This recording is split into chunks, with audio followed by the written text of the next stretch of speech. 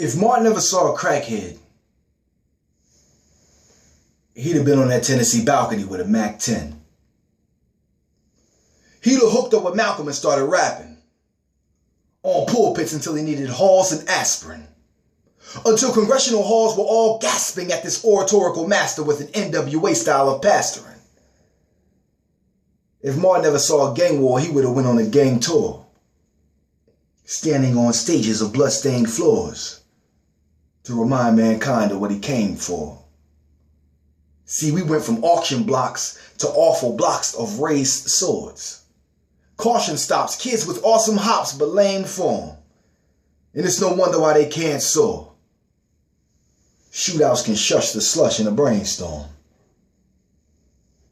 If King ever caught us lounging on the back of buses parked with no position of parks, he'd round up 1,000 colored-only fountains, 100 bloodhounds hounding on loose leashes, a thesis from a few sheets of loose leaf stripped from 2 trees 2 teens hung from. But who's counting? Martin and Malcolm will promote this outcome. We shall overcome by bullet, ballot, and album. Mountaintops that see over Plymouth rocks and seas of poverty-stricken disease soaked at our feet. Dreams, by any means necessary. Cream. Why does cash rule every American martyr's memory? Martin wouldn't let them box us into February. He'd go dig Douglas about the cemetery, send him to D.C. as our emissary to give notice to the POTUS. We're here to take back the century. Open the penitentiary, open the elementary. Black souls in black holes. Black holes in our black souls standing where they were never meant to be. Fighting for the right to be less than they are. The universe is ours, but we'd rather be world stars. Martin's greatest challenge would be reigniting our bond. Bright as the Klan used to light up our lawns. But you see, we no longer battle matchsticks, crosses, and fumes. We just live with losses that loom and cost us our youth.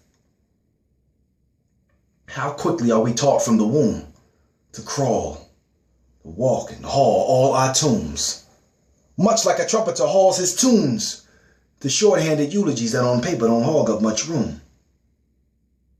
Our lords never struck a chord with the soldier standing in front that corner store, who is longing for something more and more and more righteous to suffer for. Decades past, we free at last, yet in some ways we suffer more. If Martin ever saw us, he'd cry and applaud us, because we've come so far yet have so far to be brought up. Only if he knew what losing him would cost us. He'd be on that Tennessee balcony, bout to be more captain than targeted chaplain, asking what's happening. No lack in his passion, no fatigue in his speech, but fatigues from his sleeves to his feet in the Mac 10. If Martin never saw a crackhead,